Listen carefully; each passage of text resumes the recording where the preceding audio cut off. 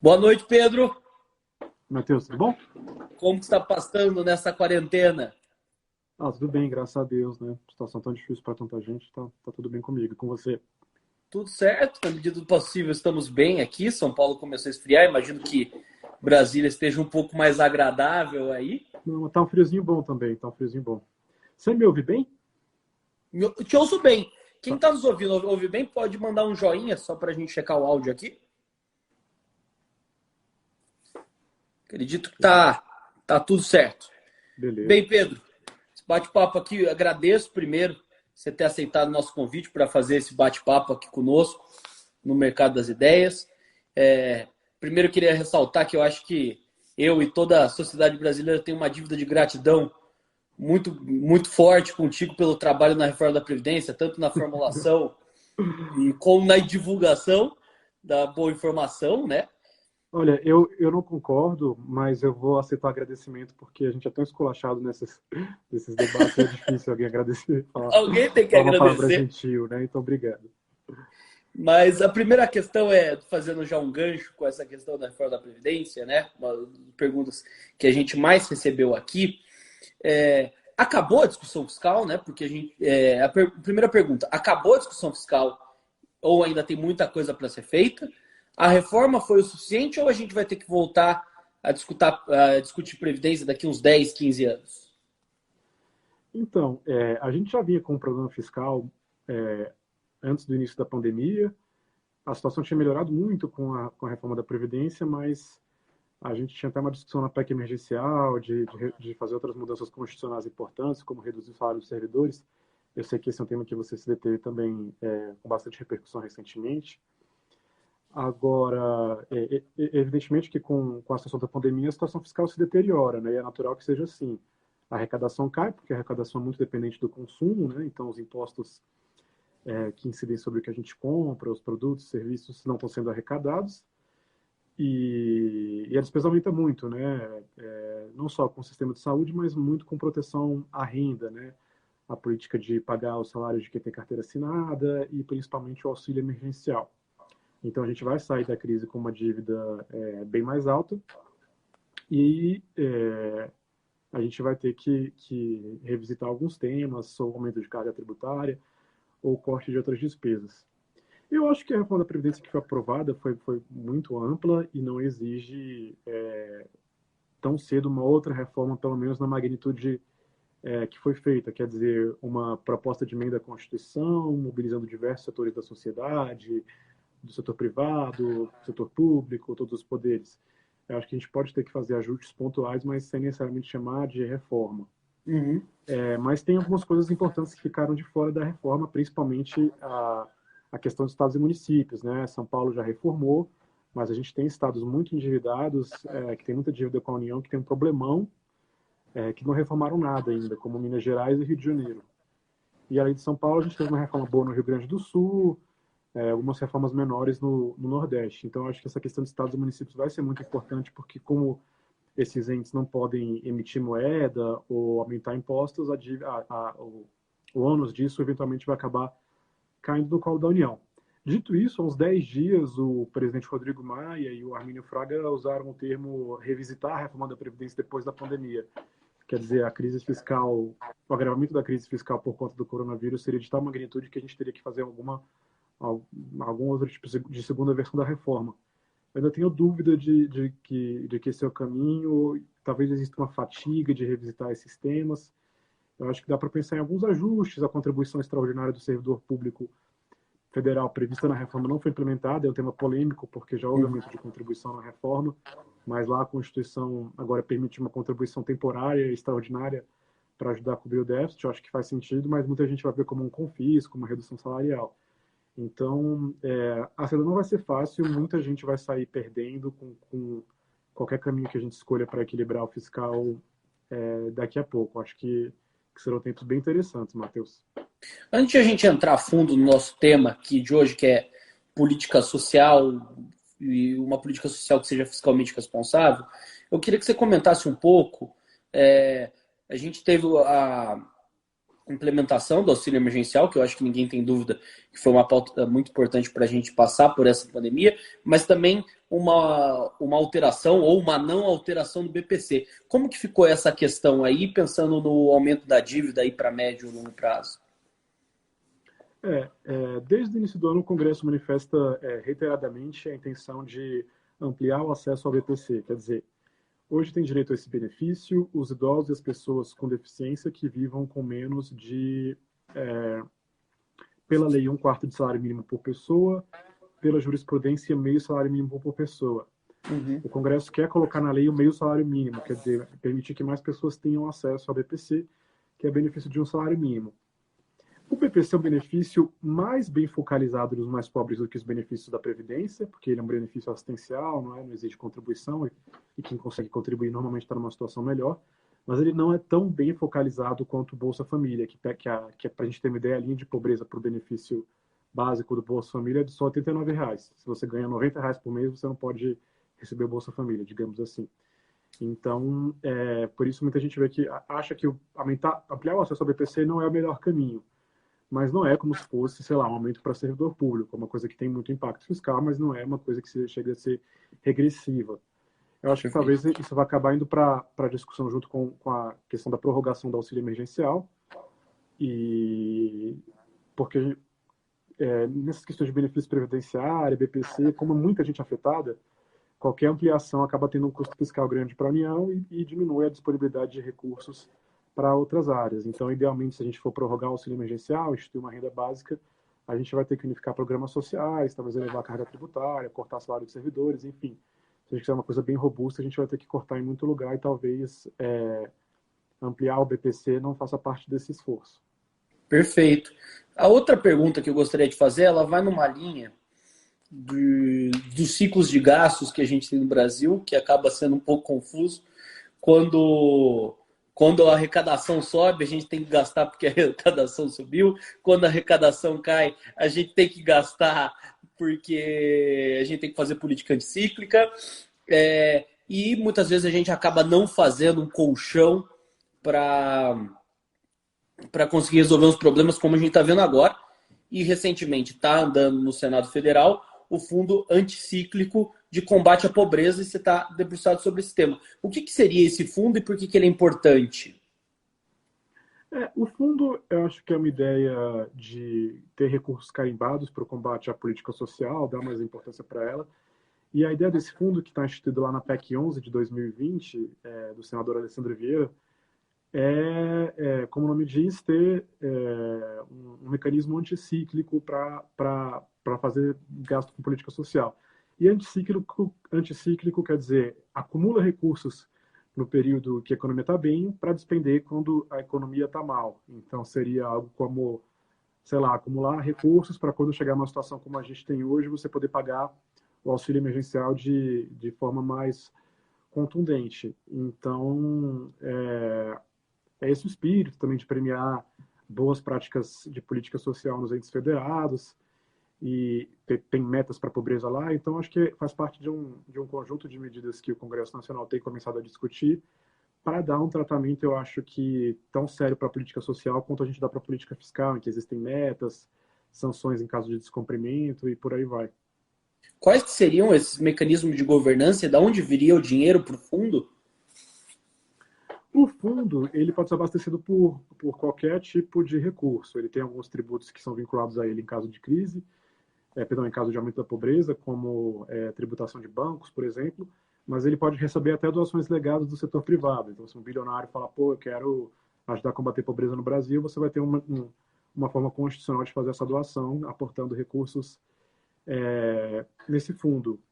E pelo que eu me lembro, as metas de pobreza, na verdade, metas de pobreza infantil, estão em 30% para uma parte dos gastos e 10%. Quer dizer, se eu tenho mais de 30% das crianças vivendo abaixo da linha da pobreza, eu tenho que colocar mais gente em programa social. E se eu tenho mais de 10% das crianças vivendo abaixo da linha da pobreza, eu tenho que gastar mais com os benefícios e aumentar o valor dos benefícios. Para a gente ter uma referência, hoje mais de 40% das crianças vivem no Brasil abaixo da linha da pobreza. Então, eu acho que esse é o ponto de partida dessa proposta. E acho que está vindo muita coisa aí, Matheus, muito debate sobre ampliação do auxílio emergencial, ampliação do Bolsa Família, a instituição de uma renda básica. Eu acho que a gente vai discutir muito política social nos próximos meses. Não, perfeito. Entrando no ponto que você falou, antes de a gente entrar na questão infantil de primeira infância, né? A gente tem uma dificuldade fiscal imensa, né? Porque a gente gasta muito com pessoal, muito com gasto obrigatório. E geralmente a discussão, que eu acho que é uma discussão importante ser feita da questão dos servidores, mas também pode haver outras fontes de recurso, né? Como que você vê hoje a política que a gente tem no Brasil, tanto de desoneração fiscal, como isenções fiscais que se dão em relação ao imposto de renda? Como que você vê esse atual cenário? Eu acho que falta percepção por parte da sociedade de que quando a gente tem uma renúncia de um imposto, um incentivo tributário, quer dizer, quando eu livro alguém de pagar, algum grupo de pagar a totalidade de um imposto, mesmo de pagar o próprio imposto, isso significa que o restante da sociedade está pagando para essa pessoa, né, por meio de impostos maiores ou menos direitos assegurados pelo Estado. E não à toa a gente usa o termo gastos tributários para se referir a essas renúncias, embora ela não seja, para a maioria dos fins, considerada gastos. Por exemplo, o orçamento da União para esse ano é da ordem de 1,450 trilhão de reais com as despesas primárias, mas aí estão só as despesas diretas, eu não tenho esses chamados gastos tributários, que são o que eu deixo de arrecadar. Os gastos tributários, então, são estimativas, na verdade, né, porque eles não se concretizam, do quanto a gente estaria arrecadando se a gente cobrasse o imposto total de um determinado grupo. Então, se a gente soma uns 300 bilhões de reais que tem de renúncia só na União, a gente chega num orçamento total de algo como 1 trilhão e 800 bilhões de reais. Então, nesse debate de se tem dinheiro para fazer renda universal, a gente acaba saindo de uma discussão de economistas, né, para uma discussão política, porque você tem 1 trilhão e 800 bilhões de reais aí que estão, em tese, disponíveis. Eu alocar isso para pagar uma renda básica para os mais pobres, para as famílias em vulnerabilidade de extrema pobreza ou com crianças, é uma briga de como que eu vou alocar isso aí. Eu posso cortar de servidor, eu posso cortar essas renúncias, eu posso unificar os programas sociais, eu posso acabar com verbas indenizatórias do Poder Judiciário, do Poder Legislativo, enfim. Então, eu acho assim que o ponto de partida eu acho que tem que ser, e se a gente fosse começar tudo do zero hoje, dissesse, você tem aí 1 trilhão e 800 bilhões de reais, como é que você quer dividir? Provavelmente seria muito diferente do que a gente tem hoje, que é, não sei, 300 bilhões para os servidores, 30 bilhões para quem tem PJ não pagar imposto de renda sobre lucros e dividendos, mais não sei quantos bilhões para as famílias que declaram imposto de renda poderem ter reembolso dos seus gastos particulares com educação e saúde, e por aí vai. Então, a gente vê que a gente está falando de diversos grupos diferentes da sociedade, cada um tem uma coisinha em maior ou menor grau que poderia ser ajustada, enfim. Então, a gente precisa desse grande reencontro, dessa grande discussão. Idealmente, todos devem contribuir para que a gente não fique com aquele problema de falar, não, eu tenho um privilégio, mas o Matheus tem outro privilégio e não está indo atrás dele, então eu não quero. Então, acho assim, que se a gente conseguir juntar todo mundo, dá para, em tese, teoricamente, fazer um programa bem robusto de renda mínima. Como que é essa discussão aí? Eu não entendi uma parte numérica. Você falou de 300 bilhões, depois 1 trilhão. Qual que é a relação? Ah, tá.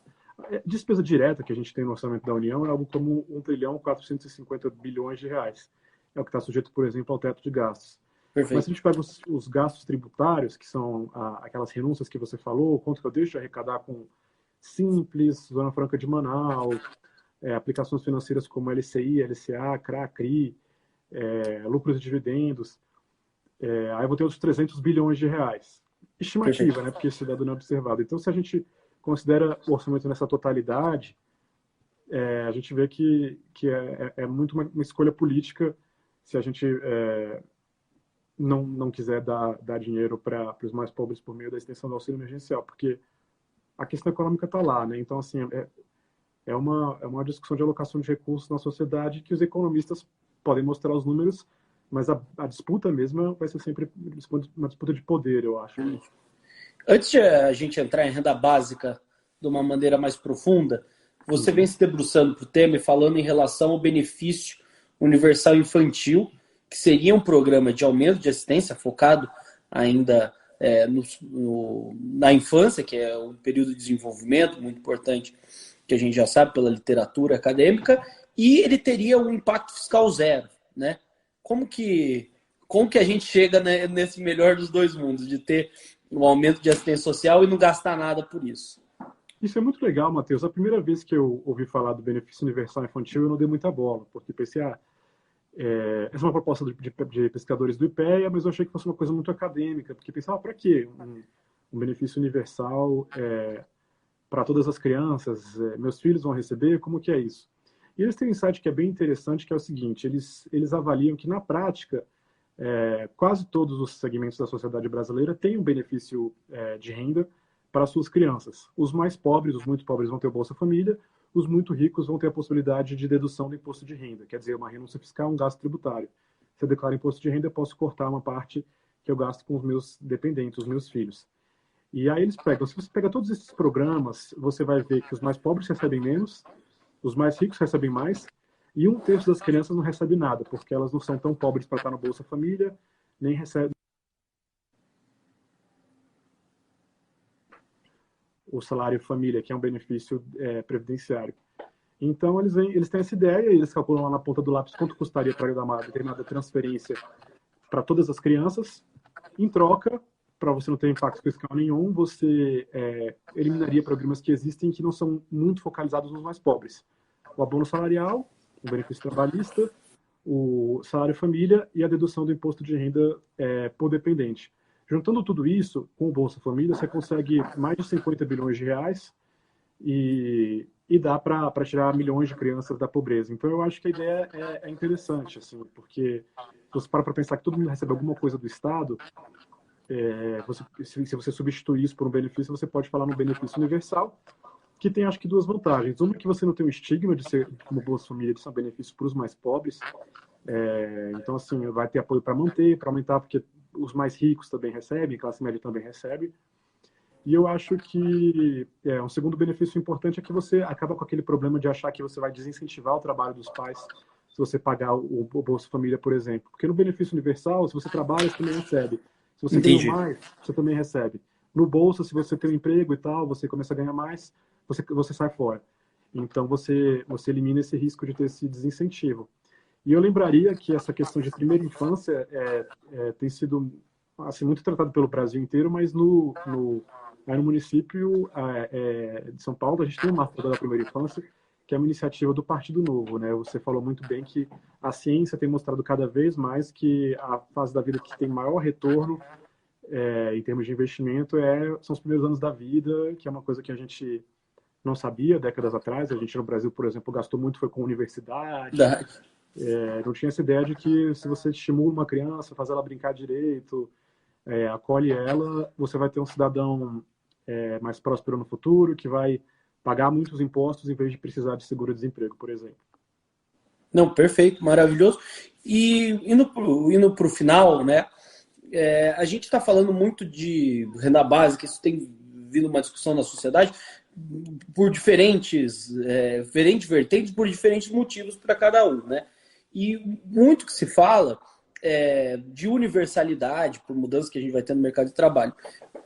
Como que você vê a ideia de ter um benefício de renda que seja universal? A gente já falou das vantagens do benefício universal infantil, mas faz sentido? A gente não é um país pobre, a gente não teria que focalizar em quem mais precisa, a gente não vai incorrer os mesmos erros, mas, por outro lado, que em vez de dar uma desoneração, a gente vai estar dando renda direta? Pois é, eu acho que só faz sentido a gente pensar num benefício universal para todos, os adultos, os jovens, as crianças. Bom, se ele não for acumulado com benefícios que já são pagos, por exemplo, benefícios previdenciários, que é boa parte do nosso orçamento, aposentadorias, pensões, e se a gente cortar outras transferências para os mais ricos, né, isenções que existem hoje e tal, porque não faz sentido alguém que, sei lá, não paga imposto de renda na pessoa física ainda receber um benefício universal. Mas tem um termo que eu aprendi no final do ano passado que eu acho bem legal, Matheus, que é um termo do Banco Mundial que eles chamam em inglês de universalismo progressivo, que a ideia olha, todo mundo recebe, mas eu vou pagar mais para quem ganha menos.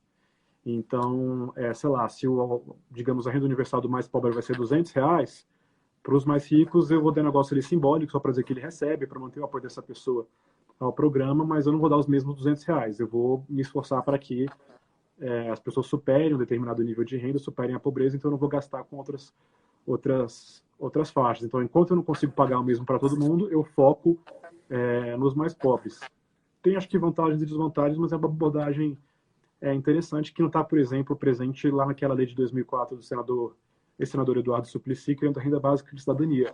Ela fala que é igual para todos os brasileiros, independentemente de renda e tal, que hoje a gente não consegue pagar, a não ser que seja um valor bem baixinho, né? Tipo R$ 10 por pessoa, sei lá. Então, eu acho que é por aí. Acho que a gente tem que pensar nessas alternativas e se a gente conseguir eliminar as distorções que beneficiam os mais ricos, tanto no setor público quanto no setor privado, a gente consegue fazer algum programa mais significativo. E o benefício universal infantil, ele segue um pouco essa universalidade progressiva? Então, cara, na pesquisa do IPEA, que é liderada pelo Serguei Soares, o Pedro Herculano Ferreira Souza, Letícia Bartolo, Luiz Henrique Paiva, Rafael Osório, é o mesmo valor para todo mundo. Na PEC que foi aprovada no Senado, a PEC paralela da reforma da Previdência, permite que ele seja maior em duas situações.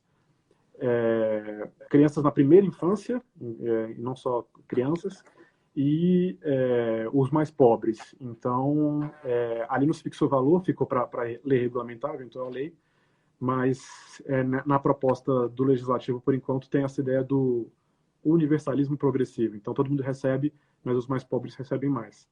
Então, acho que é uma discussão interessante, sim. Diga. Na situação legislativa, então, isso já foi aprovado, essas mudanças de tanto no imposto de renda como no abono salarial, e só falta a Câmara aprovar agora a PEC, então.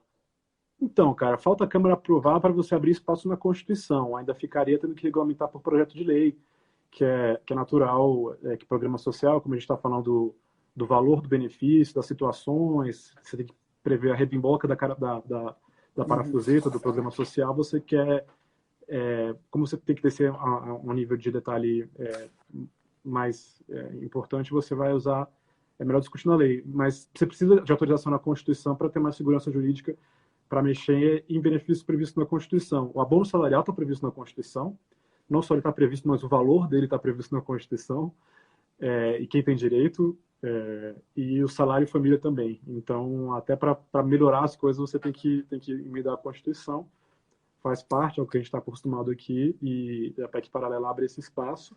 Mas eu acho, Matheus, que vai ter muita proposta nas próximas semanas, nos próximos meses, à medida que o auxílio emergencial se mostrar muito popular e chegar perto do seu fim. E aí a gente vai voltar para os R$ 90 do Bolsa Família, como é que vai ser. Então, eu acho que vai ter muita coisa interessante e certamente o novo vai ajudar muito nessa discussão. Indo para a gente terminando aqui, né, pelo visto na parte social, você está muito otimista com a agenda nas próximas semanas, meses, anos. Você está otimista para o fiscal também? Como que você está sentindo os ventos? Então, eu acho que a gente caminha para, talvez, com essa discussão do auxílio emergencial, conseguir passar uma coisa bem melhor do que existia antes, mas eu acho que a gente tem um problema fiscal grande, então eu não duvido que nos próximos anos a gente acabe conseguindo reduzir pobreza por um programa social mais robusto, mas ainda tem muita dificuldade de crescimento por conta do fiscal. A gente está vivendo uma crise política muito séria, tem todo dia uma coisa esquisita acontecendo, então eu acho que a gente vai passar por um período bem difícil aí, de discutir o fiscal não vai ser fácil, ainda mais com esses problemas todos nas instituições. Então, eu torço para que seja diferente, mas eu acho que vai ser bem complicado.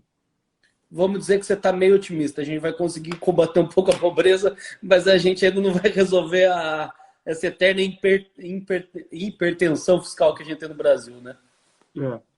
Depende do horário do dia, porque às vezes estou pessimista, às vezes estou otimista. Acho que como todo mundo, né? Mas independente de a gente estar otimista e de estar pessimista, o trabalho que você faz para melhorar o debate público, Pedro, é inegável, é de extrema importância. Eu que sou jovem economista aqui, me inspiro muito você, espero conseguir levar essas ideias para frente e agradeço muito esse bate-papo aqui com a gente, que apesar de ser curtinho, foi muito denso e especial. Eu que agradeço, Matheus. Fique em casa, se cuida aí. Muito obrigado.